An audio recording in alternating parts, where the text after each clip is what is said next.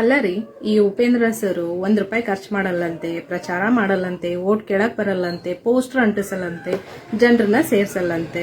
ಇಷ್ಟೆಲ್ಲ ಮಾಡಿಲ್ಲ ಅಂದ್ರೆ ಇವ್ರು ಯಾವಾಗ್ರಿ ಗೆಲ್ಬೇಕು? ಇವ್ರು ಯಾವಾಗ್ರಿ CM ಆಗ್ತಾರೆ? ಇಂಥ ಪಕ್ಷ ನಂಬ್ಕೊಂಡ್ರೆ ಮುಗಿದೋಯ್ತು. ಇಷ್ಟೇ ಅಲ್ವಾ? ಎಲ್ರು ಹೇಳೋದಿದ್ನೇ ಅಲ್ವಾ? ಆದ್ರೆ ನಾನೊಂದು ಹೇಳಕ್ ಇಷ್ಟಪಡ್ತೀನಿ, ಉಪೇಂದ್ರ ಅವ್ರು CM ಆಗ್ಬೇಕು ಅಂತಿದ್ರೆ ಅವ್ರು ಯಾಕ್ರಿ ಹೊಸ ಪಕ್ಷ ಕಟ್ತಿದ್ರು? ಅಲ್ಲೇ ಇರೋದ್ರಲ್ಲೇ ಒಂದ್ ಪಕ್ಷದಲ್ಲಿ ಸೇರ್ಕೊಂಡು ಅವರು ಸಹ ಇಂಥ ಆಮಿಷಗಳನ್ನು ಒಡ್ಡಿ ಅದು ಕೊಡ್ತೀವಿ ಇದು ಕೊಡ್ತೀವಿ ಅಂತ ಹೇಳಿ ಅವರು ರಾಜಕೀಯ ಪಕ್ಷಕ್ಕೆ ಸೇರ್ಕೊಂಡು ಏನೋ ಒಂದು ಆಗ್ತಾ ಇದ್ರು. ಆದ್ರೆ ಅವ್ರಿಗೆ ಅವ್ರು CM ಆಗೋದು ಇಂಪಾರ್ಟೆಂಟ್ ಅಲ್ಲ. ಇಲ್ಲಿ ನಾವು ಅರ್ಥ ಮಾಡ್ಕೊಂಡು ನಾವು ನಾಯಕರಾಗೋದು ಇಂಪಾರ್ಟೆಂಟ್ ಆಗಿದೆ. ಯಾಕೆಂದ್ರೆ ಪ್ರತಿಯೊಂದು ರೂಪಾಯಿ ಟ್ಯಾಕ್ಸ್ ಕಟ್ಟೋರು ನಾವಲ್ವಾ? ಆ ಟ್ಯಾಕ್ಸಿನ ಪ್ರತಿಯೊಂದು ರೂಪಾಯಿನೂ ವಾಪಸ್ ನಮ್ಗೆ ಸಿಗ್ಲಿ ಅನ್ನೋದು ಮಾತ್ರ ಅವ್ರದ್ದೇ. ಅದಕ್ಕೋಸ್ಕರನೇ ಅವ್ರು ಹೇಳ್ತಾ ಇರೋದು. ಹಂಗೆ ಅವ್ರು ಬಂದು ಇಲ್ಲಿ ಪ್ರಚಾರ ಮಾಡಿದ್ರೆ ಅದು ಖರ್ಚಾಗೋದು ನಮ್ ದುಡ್ಡು.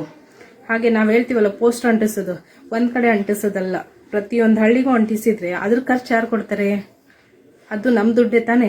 ನಮ್ ದುಡ್ಡು ಹೀಗ್ ವೇಸ್ಟ್ ಆಗೋದಕ್ಕಿಂತ ಅದೇ ಅಭಿವೃದ್ಧಿಗೆ ಹೋಗ್ಲಿ ಅನ್ನೋದು ಅವ್ರ ವಿಚಾರ.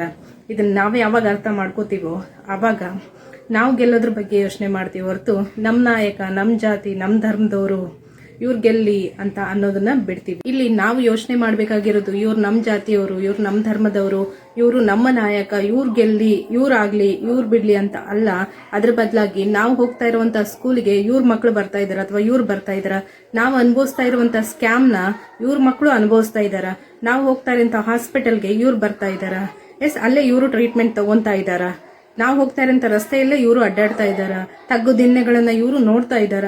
ಈ ಅಭಿವೃದ್ಧಿ ಕೆಲಸಗಳು ಇವರಿಂದ ಆಗಿದೆನಾ ಅಂತ ನೋಡಿ ಓಟ್ ಹಾಕ್ಬೇಕೆ ಹೊರತು ಇವ್ರ ನಮ್ಮ ನಾಯಕ ಅಂತ ನಾವು ಓಟ್ ಹಾಕೊಂಡು ಕುತ್ಕೊಂಡ್ರೆ ಅವ್ರ ನಾಯಕರಾಗೇ ಇರ್ತಾರೆ, ನಾವೀಗ ಭಿಕ್ಷುಕರಾಗೇ ಇರ್ಬೇಕಾಗುತ್ತೆ. ಯೋಚನೆ ಮಾಡಿ.